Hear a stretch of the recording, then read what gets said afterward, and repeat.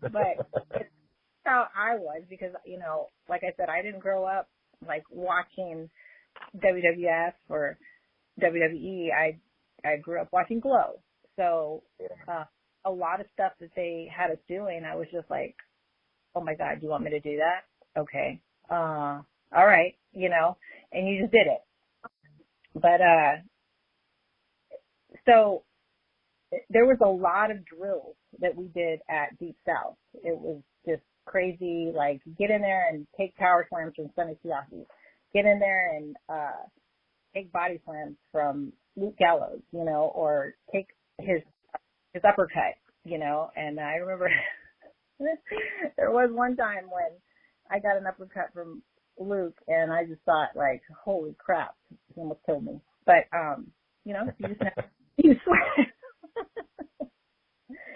But that was a fun time. It was the funnest time that I've ever had in wrestling because it was just a whole learning experience and just an experience in itself. And I remember coming out of the curtain at one show, and the crowd was the tag team that I was with was High Impact, and I just remember the crowd going nuts for them, and it was kind of slow motion, and I just looked around and I was like, wow, if it all ended today, this is awesome. Like I soaked in every moment. I appreciated every moment that I had there because I knew that it could end at any moment. Yeah. And I just remember that night, and it was a special night because like I said, the crowd was just going nuts for them. They weren't going nuts for me; they were going nuts for them. But it was crazy, It was the energy in the room was just awesome. And I remember there was times we were supposed to debut television. We were supposed to debut. I believe it was first going to be on Raw against Melina and Nitro and Mercury, and something happened there where the storyline was changed. We actually were at the airport getting ready to board our flight, and we were going to debut against them, and Howard Finkel called and said not to get on the flight because something just changed, and don't worry, we were going to be on SmackDown in 2 weeks, going against the Teacher's Pet. So we were like, okay, so our bags went to New York, but we did not, and we kind of just sat at the airport at each other for hours, just like what just happened, But so we were excited to go to SmackDown, but then that changes as well, and then we were going to debut on ECW, and then something happened there, and then all of a sudden we got released. So it was it's kind of a shock, that it happened so fast like that. But then after that, the opportunities kept coming, which was great. We started doing motion capture, and that was around 2017 for me, or 2007, wow. 2007 to 2010. Yeah, but we started doing motion capture, which was like an awesome job. Yeah, I can imagine. Yeah, I love that job as well. And that was where I kind of learned how to everybody's moves. Yeah, I was going to ask about that. Like, how did that process come about? And then, I guess, the suits have changed so much. Was it one of the suits where you had the little balls on you? Like, what kind of stuff did you have to wear to actually do all the moves? And were you watching how somebody did the moves? Because obviously you would know how to do certain moves, but when it came to doing it however they do it, it's a completely different situation. Right. So I don't know if you've ever seen any of my matches, but I'm very basic. I don't come off the top rope at all. But when it comes to motion,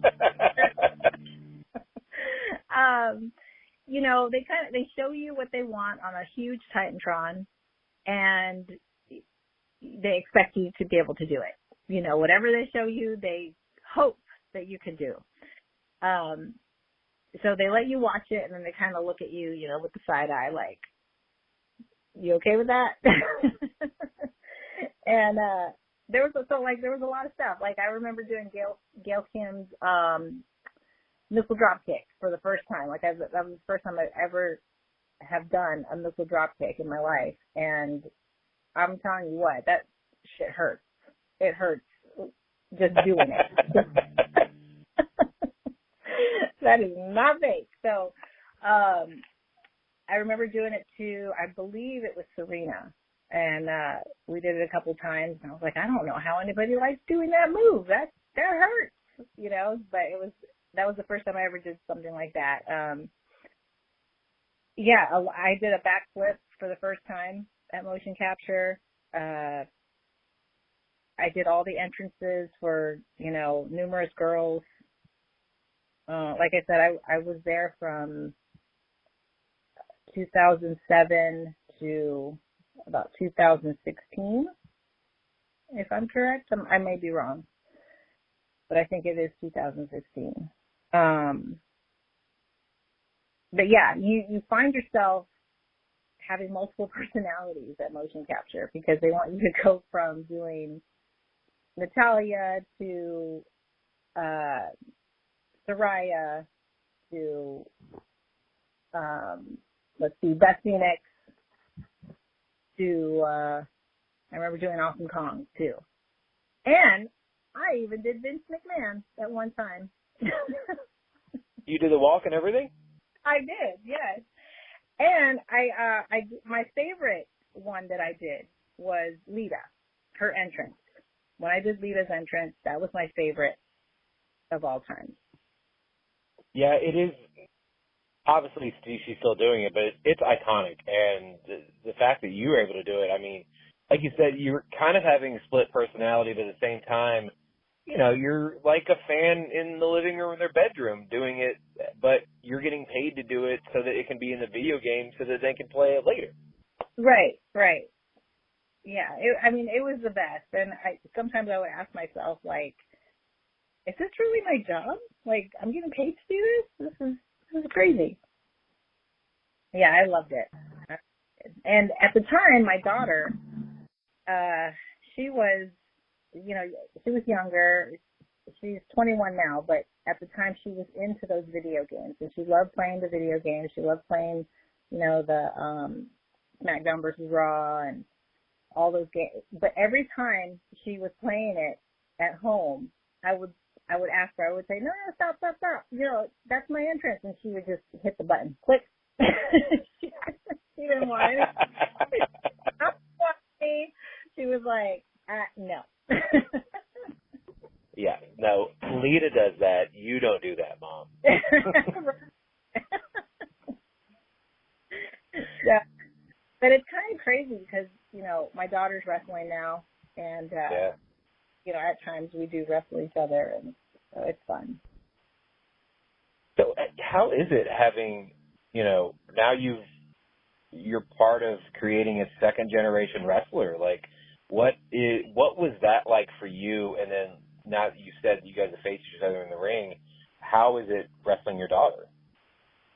It is so special. I mean, I can't even begin to describe how special it is, because when we were first training her father and I, we didn't know how, it's hard to be her trainer and her parent and her friend all at the same time. Because she started at 16. So at 16 years old, I think it would have been different if we were different trainers, if we weren't related to her. She would have, I think, took it in a little differently than us being her parents. And, as a teenage girls and their moms are kind of like, I don't know anything, like, come on, Mom, you don't know anything. I've heard that, yeah. Yeah, so it was difficult at first, but then I think as she grew older and she matured, she kind of appreciated like what I had to tell her, and she kind of took it in, even if it didn't seem like she was listening. She listened, and I just told her like, look, I'm just telling you this because I've been there, and I know that what you're going to go through. I know what you're going to face. I know the trials you're going to face and the hard times you're going to go through. So I'm just telling you this. Take it or leave it. It might help you in the future. But she was very independent, and she wanted to do it on her own. She didn't want help, and she definitely doesn't want to wrestle me all the time. So goes out of her way to try to find different opponents, because even though when we do wrestle we have a great time and she loves wrestling me, but at the same time she doesn't want to always wrestle me. She wants to wrestle other girls. She wants to experience doing things on her own without her mom's help. It makes sense. You have to, wrestling one person over and over and over again, you can only learn so much. Right. You're going to learn more going out there, being in different cities, states, wrestling different opponents, wrestling different companies. You've got to be able to pick up different things from different people. So it's good that she's actually has the thought process okay, yeah, I love wrestling you, Mom, and yes, you did teach me, but I need to learn from other people and picking other people's brains. Right. Yeah. And I am just every time I do get to do a show with her, we have so much fun, and we just have a great time when we wrestle each other. And when we're done, we say we love each other, and we go. She lives in Alabama. She doesn't live next to me, so I miss her a lot. But she's got to grow her wings. Exactly. Now, you also worked as a valet. Seeing as there's not a whole lot of managers or valets anymore, what do you think of the art of being a valet is?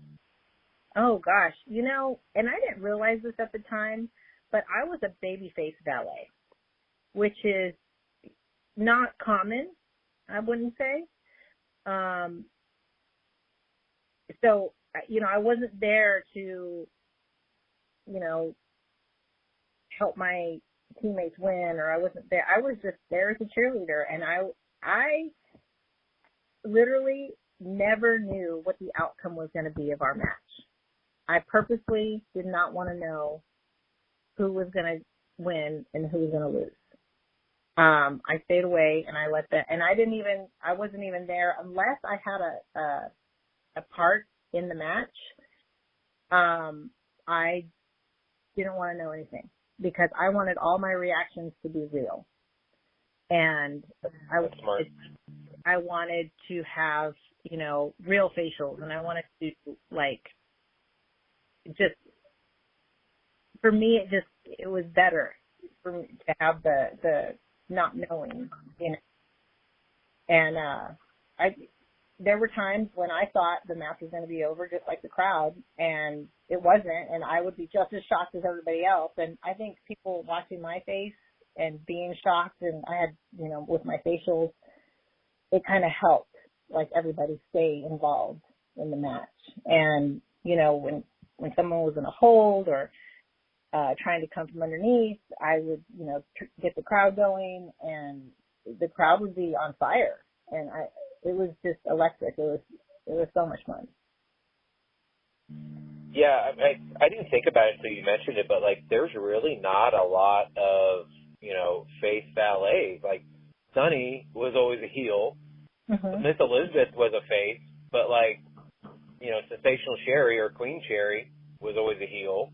So I didn't think about the fact that there are not a lot of face ballets out there, and there's not really many ballets out there anymore at all, which I think the art of being a manager in a ballet is so unsung, and I think there needs to be more out there, but I understand how certain companies want the people in the ring actually doing the talking for them, even though